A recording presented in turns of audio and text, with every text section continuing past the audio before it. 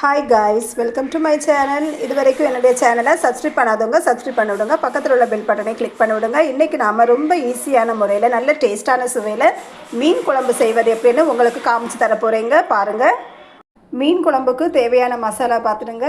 மிளகுத்தூள், மல்லித்தூள், மஞ்சள் தூள், சின்ன சீரகம், சின்ன வெங்காயம், புளி தண்ணியில் ஊற வச்சுருக்கேங்க. நான் பச்சை தண்ணி தான் சேர்த்துருக்கேங்க. நீங்கள் சுடு தண்ணியில் புளி ஊற வச்சோம்னா சுடு தண்ணியிலேயே நீங்கள் ஊற வச்சுக்கோங்க. இப்போ நாம் ஒரு மிக்சி ஜாரில் தேங்காய் கூட மசாலா எல்லாம் சேர்த்து நல்ல ஃபைன் பேஸ்ட்டாக அரைச்சி கொண்டு வரலாங்க.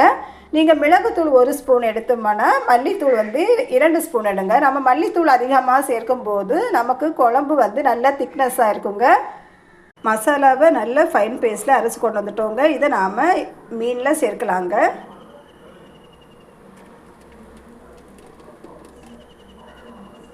சேர்த்துட்டு புளி வடிகட்டு வச்சுருக்கோங்க. அந்த புளி தண்ணீரை இதில் சேர்க்கலாங்க.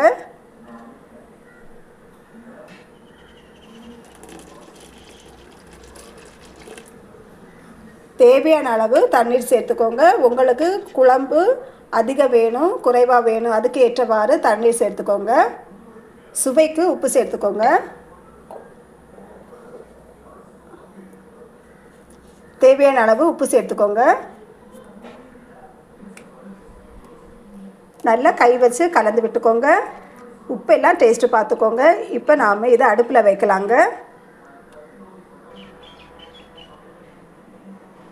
மீன் குழம்பு நல்லா சூடாகட்டுங்க. சூடான பிறகு நாம் பச்சை மிளகாய் எல்லாம் சேர்க்கலாங்க. கருவேப்பிலை, மாங்காய், தக்காளி எல்லாம் சேர்க்கலாங்க. மீன் குழம்புல நாம் வெட்டு வச்சுருந்த எல்லாத்தையுமே சேர்க்கலாங்க. சேர்த்துட்டோங்க. குழம்பு நல்லா கொதிக்கட்டுங்க. மீன் குழம்பு நல்லா கொதிக்கடுங்க. கைஸ், இதில் எந்த எண்ணெயுமே நாம் சேர்க்கவே இல்லைங்க.